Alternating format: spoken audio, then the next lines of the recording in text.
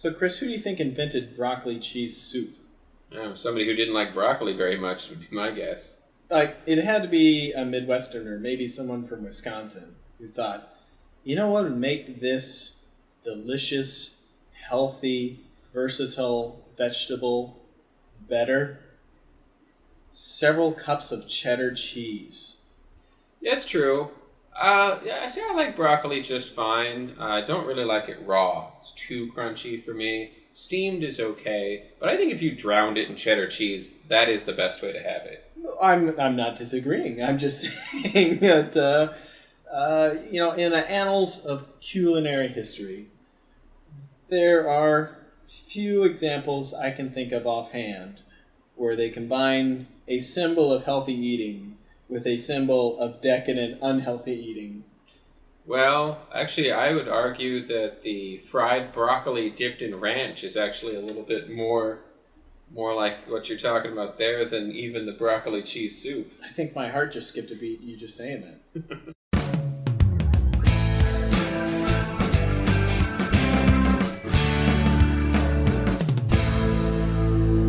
This is Him Yim Superfans. Hello, Chris Venezia. Hello, James Hamilton. Hello, Mother fans. This is the show where we talk about the CBS comedy How I Met Your Mother. Now, I know every week I say this, but I really would like to ruin the show for everyone this week. Okay, well, as long as you spoil plot points for the entire series. I'm going to do that, because even though we're only doing the first season, we will have spoilers for the rest of the show. So if you don't want to know that we later find out that the cockamouse can not only fly, but it can survive in the vacuum of space, then maybe come back to this podcast once you've watched the whole series. Yeah, I thought it was the show jumped the shark when they took the apartment into space. You're right, but it did remind me of an episode of Space Teens.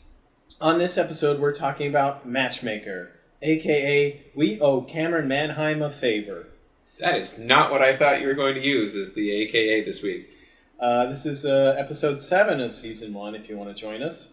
It originally aired November 7th of 2005, and was... 2005? It's written by Sam Johnson and Chris Marcial, directed by Pam Cooking Spray Feynman. So in this one, Chris, Ted reluctantly uses a high-tech matchmaking service that is not at all like Match.com for, trying to find the one.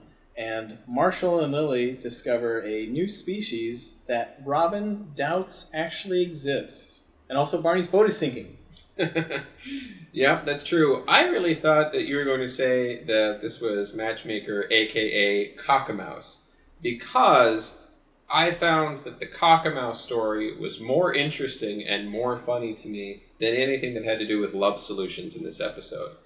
Yeah, it becomes the 6th character of the cast. So before we get into the most memorable moment, I wanted to ask, is this one of your least favorite of the season? I think it's definitely not one of the strongest episodes, so yeah, probably my least favorite. Okay. All right. Well, we'll see when we get to Mary the Paralegal, if you still feel the same way. Well, I love objectifying women. Oh my! So, as far as this episode is concerned, what was your favorite moment? I liked the whole cockamouse story, but particularly 2 elements. One where he finally catches it and he takes it into his friend Sandeep, who we never see before or again, and it's not in there. Mm-hmm. And then almost immediately after that, when Marshall comes home wearing the lab gloves and grabs the cockamouse and throws it out the window, only for it to come flying back. Well, that is pretty much the same thing that I had for most memorable moment. So I'm going to go ahead and throw out there also that I love that something that you pointed out to me when we were watching the episode is it's always stood out to me that Robin throws the drink on the cockamouse as though that would do it. Right. Which, spraying it with poison and Marshall throwing a phone book on it as hard as he could didn't kill it, but like splashing a Cosmo or some other drink on the cockamouse, that would kill it. But you pointed out to me that there are 2 swords. We haven't gotten to the duel yet, but there are 2 swords hanging on the wall right there. Why not just cut the cockamouse in half with a sword? I bet Ted would have thought of that, but not the girls. Yeah, I guess they don't really like the swords until later when they do have their own sword fight, but it starts out with them thinking that it's not fun, or like, why would the guys think this is cool until they do it, and then they find out it is awesome. It is pretty awesome. So the show starts with the credits again, and in 2030, Ted tells the kids that love is not a science. And this is one of the rare episodes where the kids get off the couch and they start to leave the room, but future Ted keeps talking, and they reluctantly come back and sit down and keep listening to their old man. I did like that, because like, nope, not this time. No, Dad, we're going to leave. You paused for 1 second long enough. That sounds like the end of your story, and we're going to leave. But nope, he just keeps talking, and they come back. So in 2005, the story starts at McLaren's at a little table this time, not the booth. Ted, Barney, and Robin are at the table. Marshall and Lily walk in, flustered, and Lily grabs Barney's drink and swigs it. And he tells her that he has a cold, so the joke's on her. But it doesn't even matter, because they're freaked out about this large animal that they saw in the apartment. I mean, Marshall just barks out a drink order at Carl, like I've never seen him do before. And I imagine if I was Carl, I'd be like, hey, I'm a person. You know me. Yes. You don't have to bark orders at me. Yes, don't talk to me like that. No. We're like almost friends. So Barney mocks Marshall's manliness for being afraid of a cockroach first, and then when he says that it was definitely a mouse, or more like a mouse, and says, "Oh no, then yeah, you're definitely a man." Yeah, and Ted and Barney share a look. I like that. Robin tells everyone to shut up and listen to her news story as it comes onto the TV. She's covering Love Solutions, a matchmaking service that boasts using science to match people. I think it's actually more of an eHarmony kind of thing. Yeah, I'd go for that. Or Black People Meet. I'm not familiar with that one. I think I understand the concept behind it, but I've not used that one. So in the news report, Cameron Manheim plays Ellen Pierce, the proprietor of Love Solutions, has probably one of her most memorable lines for me. It's, "Presto manifesto, it's a solution and it works." It's just, I don't know why that stood out to me. Maybe because of the cadence? Yeah, it sounds like the end of a sales pitch. Like yeah. It rhymes. It's going to make you remember the thing, and it works. Like, and how? It's almost like a late night infomercial. Yeah, and it really, really works. Gosh, Ellen, there's got to be a better way. Well, there is. Yeah. Presto manifesto. You push these buttons. Instant spouse. Mm-hmm. I mentioned in our podcast of Purple Giraffe that I thought the news report section of that episode looked kind of fake. And I think they do the same thing in this one. It looks like a fake news story. I mean, Ellen walks away from Robin during the interview, and another woman walks into the office and just starts chatting with Ellen, not caring that there's a news report being broadcast from the office. I don't know. Just stood out to me as kind of odd. That is weird. This news story almost felt like a commercial to me. Like it was a fake news story. Like they paid Metro News 1 money for a news story, which is just a glorified commercial. Yeah, it's sponsored content. Yeah. So Marshall and Lily continue talking about the animal that was in their apartment. They haven't named it the cockamouse yet, but they do say it looks like a giant cockroach wearing the skin of a mouse it just killed. And yeah, that whole image just sends Lily into another freak out, grabs Barney's drink, and drinks the rest of it. And this time he doesn't make a joke about having a cold and keeps it light. He's actually starting to get upset that she keeps drinking his drinks. Yeah.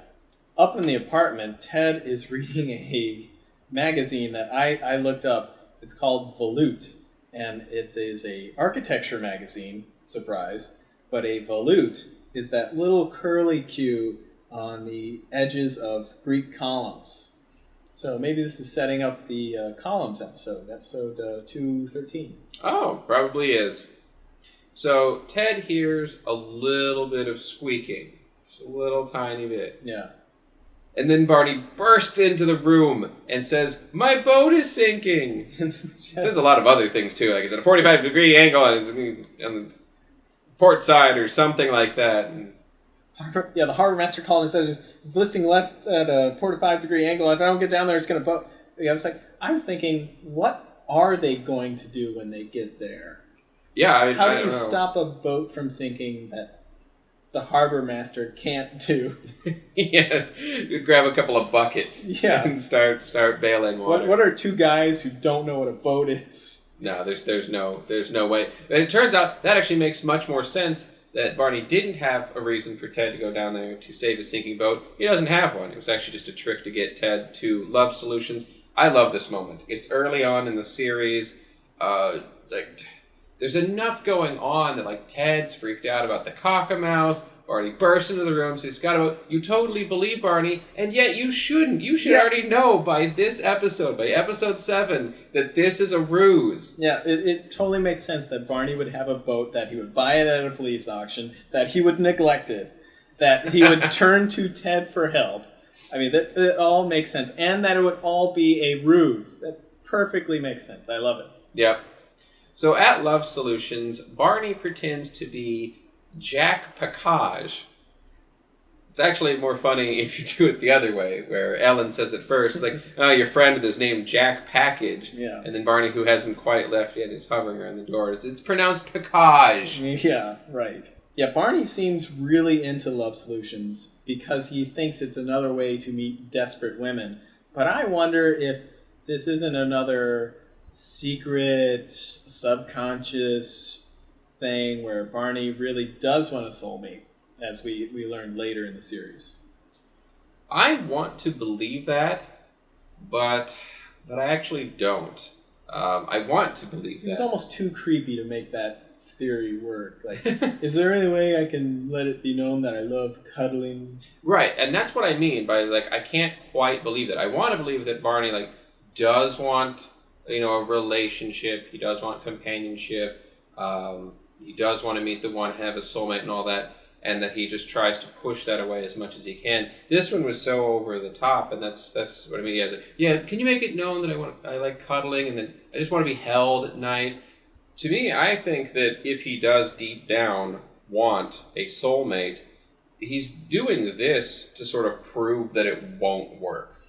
Like, so that he can keep living the life that he lives. It's like, well, I want a soulmate, but I can't get one for whatever reason. Probably Shannon or something else that we'll get to in another episode in this season. But, like, if you go to Love Solutions and it doesn't work, then that only just reinforces the idea that, it's not for him. Yeah, it becomes another excuse. Yep. So Ellen kicks Jack Package out of the office. It's Package. Sorry. But Ted gets to stay. And Ted is not quite sold. So she starts with the hard sell, the mathematical sell. There's 7 million or whatever people in New York. Half are men. The other half are not age appropriate. Can't forget about those lesbians. Right. And so she says there are 8 potential matches in New York City for Ted. Yep, and so Ted is sold on the idea, mostly because I think he's confused and disoriented by all of our numbers and math. And so he reaches for his wallet, and while Ted's signing up for Love Solutions, we go back to the bar. Yeah, Lily and Marshall are coming into the bar, and just like before, Lily grabs Barney's drink. And he is really getting upset by this point. I mean, I guess as upset as Barney gets. This time they say they got a better look at the monster. And that it's bigger, it's been feeding. Yeah. Quick flashback to them up in the apartment. They're spraying it with poison, smashing it with a giant New York City phone book, and the phone book, with a little dimple in it, starts crawling away. Yeah, I like that. That was a nice touch on that. So at this point, they're sure that it has mouse and cockroach parts, and thus we have the name Cockamouse. Yeah. Ted joins them at the bar, and Robin asks if Love Solutions has introduced him to the love of his life yet. And in this scene, we get a couple of great new lines that the gang uses when Ted is not around. And that's to Ted out about something, which is to overthink. Because they're like, Ted, don't Ted out about this. Yep. It's like, did you just use my name as a verb? And then there's to Ted up, which is to overthink with disastrous results. Yeah, so he really Tedded up his first date with Robin. Yes. For example. We would say that. Yeah. So he says he'll give it a few more days, and I believed him, but then we cut immediately back to Love Solutions, and it's got that caption at the bottom that says 20 minutes later. I'm like, no, nice little joke. Yeah. Ellen does not have a match for him. It's been 3 days. She said it'd be 3 days. What's going on, Ellen?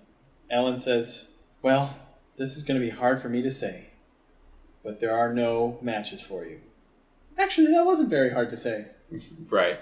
So we cut to commercial. We come back to Act 2, and apparently there are no women out there for Ted. So Ellen tries to make it about her. Like, how do you think I feel? I have a 100% success rate. That's my hook.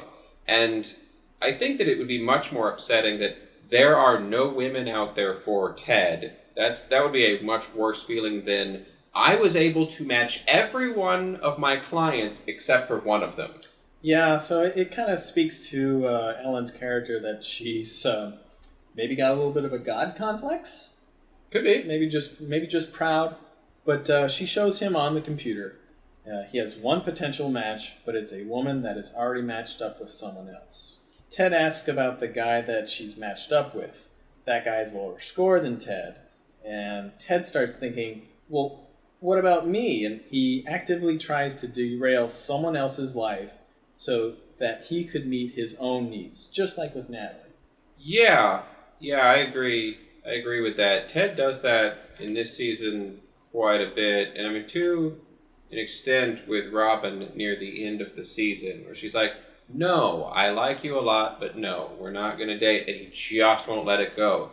She has to change what she's doing so that he can have his own needs met. And I think the reason why that works so well in this show is that I think that people legitimately do that. I can definitely point out some times in my life in the past where I've done that, and it does have disastrous results. Yeah. So it's like, I think I can relate to Ted more in that moment. It's like, at this point, I don't even care if she's happy with this new guy. Like, what about me? Yeah. I got to get my needs met. Yeah, exactly. So, not being satisfied, he waits till Ellen leaves, goes back into her office, prints out Sarah O'Brien's information, and might I add, world's fastest inkjet printer and world's shittiest security? Yeah, both. Both are true. The printer, especially for 2005, I mean, that was pretty impressive how fast that came out of there. It was almost like it started printing before he pressed the button. And as far as the security, yeah, it's like, how is it not automatically lock, from the outside when the door is shut? Like, she was leaving to go to lunch. Yeah. The door is completely shut and he opens it. So I agree. But instead of worrying about the printer and the security, let's go back to the bar where Lily and Marshall are now teaching the bar patrons about the cockamouse with completely made up information. Yeah, it's all bull hockey. It bothers me a little bit because, I get that the cockamouse is real in the story, in How I Met Your Mother universe, and that's fine. And it's fine to believe in ideas that are, mystical and all that, but they're actually teaching it like it's facts when it is made up, and they know they don't have a clue. That disturbed me as well. The only redeeming quality to that would be it does set up the slap bet in that as soon as they invent the slap bet, everyone's on board with it. Like it's, oh yeah, we totally believe in slap bet and the integrity of this office of the slap bet commissioner. This kind of reminds me of that, where this cockamouse is real, and it's our mission to educate people about it, even if we're just making shit up. Yeah, I'd agree with that. I'd also like to point out that Marshall talks about seahorses being hermaphroditic, and that is not accurate. So not only is he getting or guessing about cockamouse facts and presenting them as factual, he's talking about actual animals with known information and giving wrong information about them as well. Meanwhile, Ted is telling Barney about Sarah O'Brien. I love his expression. It's like he sort of got this look on his face, like, wow, you are really tedding this up, or you're about to ted it up. You're tedding out, and you are about to really ted this up, and I can't wait to see how this goes. Yeah. Ted tells Barney all these things about her, like, oh, she likes this song, she likes this, she likes brunch, and who doesn't like brunch? But he says she hates phonies. And we haven't gotten to it yet, but I'll just say it now. When Ted does spend any amount of time around Sarah O'Brien in this episode, he's a complete phony the whole time. So he's like, she hates phonies? I hate phonies. Well, Ted, I got news for you. In this episode, you hate yourself then. Yeah. Big fat phony. On the other side of the bar, Marshall is making up more shit about what the cockamouse eats, like cereals, grains, cheese. This is also important in the development of Marshall, not as much Lily, but Marshall and Lily defend the existence of Nessie as well, and they're absolutely convinced that Nessie exists, and that's actually important, not at least a little bit in the story, but in general, in that Marshall's the believer, and we'll see more of that later on in this episode as well. Yeah. Marshall is definitely the believer and Lily the skeptic, which makes this episode kind of an outlier in that Lily's very supportive. Yeah, she even says, like, at a later point, like, we're believers, which, like you said, in other episodes in the future, it's more Marshall's the believer and Lily's fairly skeptical, or at least she's more, like, in the center. Like, when Marshall says that there's a ghost, she believes him. Yeah. So there's that. But she doesn't believe as quickly as Marshall. Marshall just believes immediately. What should Ted do at this point? Probably not go see Sarah O'Brien. So he goes to see Sarah O'Brien. She's a dermatologist, so he makes an appointment. Makes a copay, I assume. Mm-hmm. Fills out a lot of paperwork. Probably sits in the waiting room for half an hour. Also, that he could ask her out to dinner on Saturday. Turns out she's getting married on Saturday. Not only is she already in a relationship that he knew was likely, possible and likely, that like she did start a relationship with this guy. I mean, maybe they'd broken up by this point, but it was likely that she was in a relationship. Find out that she's engaged to be married on Saturday, so it hasn't even been that long. They're that happy that they're getting married quickly. So we come back in Act 3, and he lets the offer of a date stand even after he finds out that she's already getting married. Yeah, it's gross. So back at the apartment, Marshall and Lily are making a cockamouse trap with a large amount of cheese as bait. It's like a fucking cartoon mousetrap. So Robin makes a Roadrunner joke and gets Marshall worked up, and he starts talking about the existence of various mystical things. Yeah, and it's when she denies the existence of aliens that Marshall says, "You just poked the bear," and he goes off in the other room to get one of his Enigmas of the Mystical books. Yeah, well, Marshall and Robin are having this conflict. Lily, Ted, and Marshall are on the couch and having a conversation about Ted's adventures in hitting on engaged women. And Lily says, "Raise your hand if you hit on an engaged woman today." And we know Ted's goes up because we watched him do it, but Barney's does too. It's a little funny. Yeah. It's like, oh, yeah, what? Yeah. It's Barney. You know who he is by this point. Don't hate the player, hate the game, baby. That's right. So we also find out that there's a message on the answering machine from Dr. O'Brien from Ted. Shortest segment in the world because we actually go to commercial again. All we learn from that scene is that Dr. O'Brien wants Ted to call her. So he doesn't do that. He leaves and goes to her office. So he shows up instead of just calling her. She could have explained it over the phone. But then when he does get there, she's like, "Oh, I'm glad you came in because I want to say this in person." And he's starting to think, "Oh, yeah, she broke up with her boyfriend because I'm a 9-point-something or other. Yeah. And I'm going to get what I want." Ted thinks he's about to score. But really, he's getting the worst score ever. He has basal cell carcinoma. Yeah, that is not the news. That is not the news that he wanted at all. It's cancer. And he's a little confused by that. Like that, it's not that he has cancer and she is agreeing to the date on Saturday. Which I just got to throw this out there. Ted is okay with breaking up marriages right before they happen. It seems like, and he actually does this again with Victoria a little ways down the road. Yeah. We got back to the apartment. And Barney and Robin decide they're going to leave the apartment for no reason. Yeah, the best reason I could come up with is their names stopped appearing on the script. That seems like what it was. It's just the show's usually pretty good about like why a character is in a scene and that they serve a purpose. Didn't seem to, so they leave. And the cockamouse triggers the trap right after they leave. Yeah, and that's where we get to the scene I was talking about at the top of the podcast where Marshall takes it to his friend Sandeep at the Columbia Biology Department. But before we can see what happens with that, we cut back to Dr. O'Brien's office.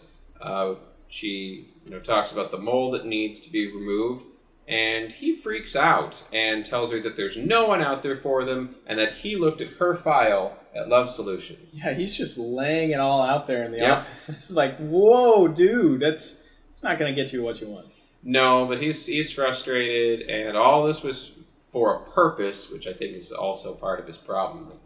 Like this goal in mind, and the goal isn't really a good one. But so he's losing, so he just lays all his cards on the table. Yeah. Like, this was my entire plan. Here it is. What do you think? She stays relatively cool about the whole thing. Yeah, another great Radner performance here. He's just like, I don't know, there's like a sea of lesbians, and I don't know what happened. I'm confused. So she does calm him down, though. Yeah, which is nice. Meanwhile, at the Columbia lab, Sandeep looks in the trap that they made, the Acme trap, and there's nothing in there. He says, "You bastard." I got excited about this. I kind of feel bad for Sandeep. Yeah, that's his only part in the entire series, and yeah, was to have there not be a cockamouse in the trap. I'm a little disappointed in Marshall for not having realized that. Yeah. Also, I think that the cockamouse is smart enough to trigger the trap without, being in the pot. Yeah, and I mean, he had like a pot and a cutting board, and the cutting board clearly didn't cover the entire pot, so... Yeah, it would have been anywhere on the subway. Come on, Marshall, get your head out of your ass. Exactly. So let's go back to the apartment, though. Lily comes out of the bathroom hallway and sees the cockamouse. Robin sees it, too, and agrees now that it is a cockamouse. It is real! Yeah. No, is it? So Robin splashes a drink in its face like it was a bad man in a bar. Right. So the swords remain on the wall unused to defeat the cockamouse. Just then, Marshall bursts in his orange gloves, grabs the cockamouse, and has Robin open the window, and he throws it out. And it turns out that it can fly. And they're impressed for a while. Like, go, creature, fly, have freedom, enjoy life, until it circles back. Mm-hmm, yeah, like it's going to attack them or something. Yeah, just comes back and smacks right in that window. Goes off to live in the Arcadian and have babies. That's probably a better place for it. Yeah. So Ted gets back to Love Solutions to have a conversation with Ellen, and I would like to throw out here my crazy fan theory. And my crazy fan theory is that this entire thing with Love Solutions, Ted's entire story here, didn't happen, kind of like in The Time Travelers, where that was a whole bunch of scenes that didn't happen. He just sort of pieced it together. There's a little too much drinking one night, and he's like putting things back together in the wrong order and things like that. But I think that Ellen actually represents Ted's negative thoughts, and it starts out with just a little bit of doubt. It's like, oh, there's plenty of fish in the sea. There sure are. But let's do some math here. Blah, blah, blah, blah, blah, blah, blah. 8 fish in the sea. And then Ted kind of freaking out. He's like, what? No, doubt. I don't like that. So I need to make sure that I find one. And then it turns out, there's no fish in the sea. And that's, again, just something that people do. That people with anything start to let doubt creep in. And like, now there's no one. Then start acting irrationally. But thankfully, Dr. O'Brien calms him down and says, there is somebody out there for you. And Ted goes back to the office. It's dark. Mm-hmm. And Ellen is there. She's drunk and depressed. And like the lighting is really dim. And her mood is really dim. And she's like, you will never find anyone. This is like the lowest that a person's like negative thoughts could possibly be. And Ted, at this point, though, he has a decision. He can either believe her and agree, or he can challenge them, and that's what he does. He challenges them, like, no, I will find somebody. I will find the one.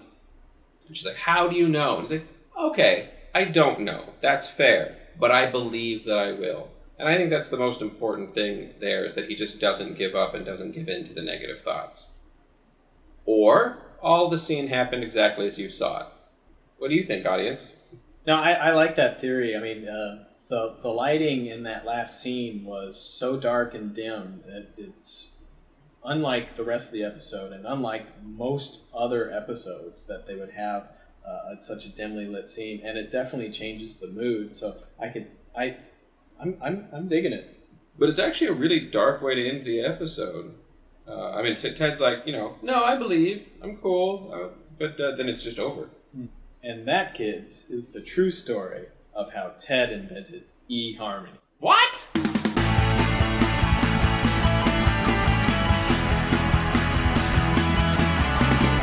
So, guest stars in this episode include, of course, Cameron Manheim as Ellen Pierce. You've probably seen her in dozens of other shows. She was real popular there for a while. Yeah. We've got Beth Lack as Dr. Sarah O'Brien. She never comes back, but why would she? She's happily married. They did get another Sarah to come wear a lab coat on the show. Also a dermatologist? Yeah. At least Ted doesn't try to break her up from somebody. Yeah, right. Nick Jane as Sandeep. Yep, he doesn't come back either. He loses his research grant because the cockamouse got away and he is deported. He has to move back to Florida. That's probably better for him. First use of the cockamouse. Which will return in Season 6, Episode 22, The Perfect Cocktail, where Ted discovers it's alive and has had offspring in the Arcadian. Yep, and it also returns in the series finale. Lily sees the cockamouse and says, we have to move. There's a couple different sets, Love Solutions, obviously. Then we also get to see a lab at the Columbia Biology Department. Both, they look good. The Love Solutions set, like a really upscale-looking office. Yeah, it definitely had a lot of red, so definitely on that Valentine's romance type feeling. Like dark wood. All of it seemed like it was wood, a bit like wood paneling, because that's what I remember of it. And as Ellen says, the pictures of the attractive couples right. on the wall. The less attractive ones are in the crapper. So let's do some character motivations. Why not?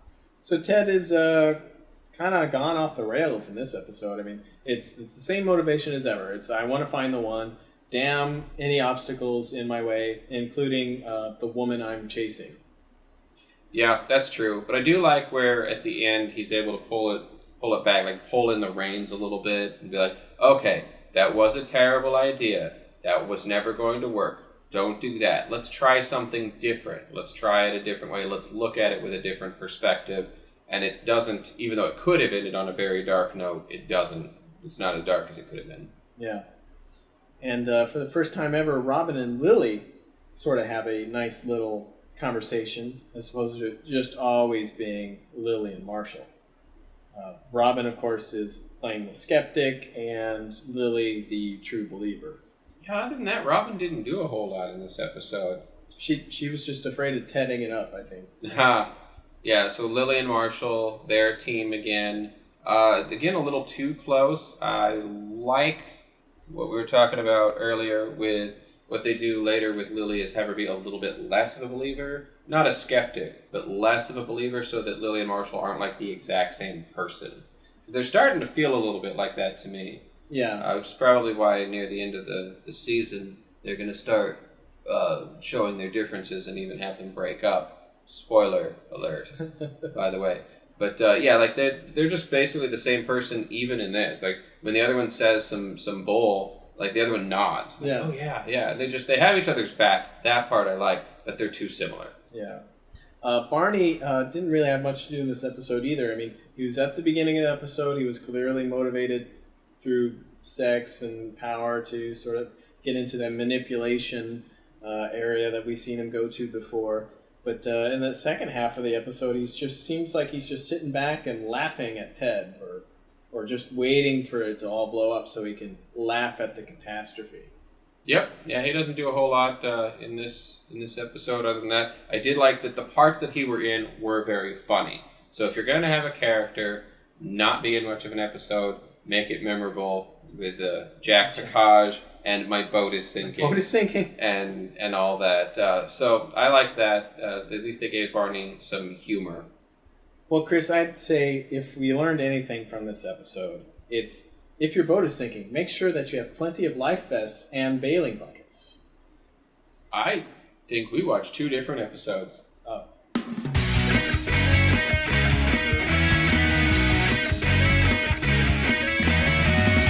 How do you feel about this episode? You can let us know what you think by emailing us at himyumsuperfans@gmail.com.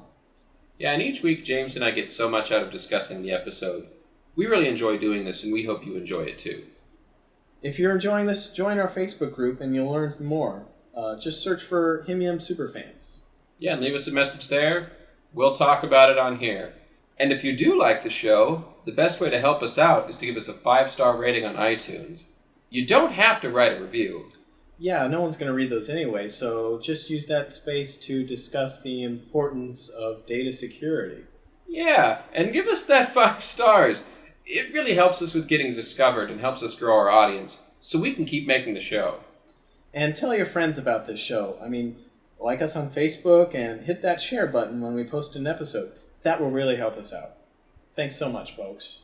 Bye-bye.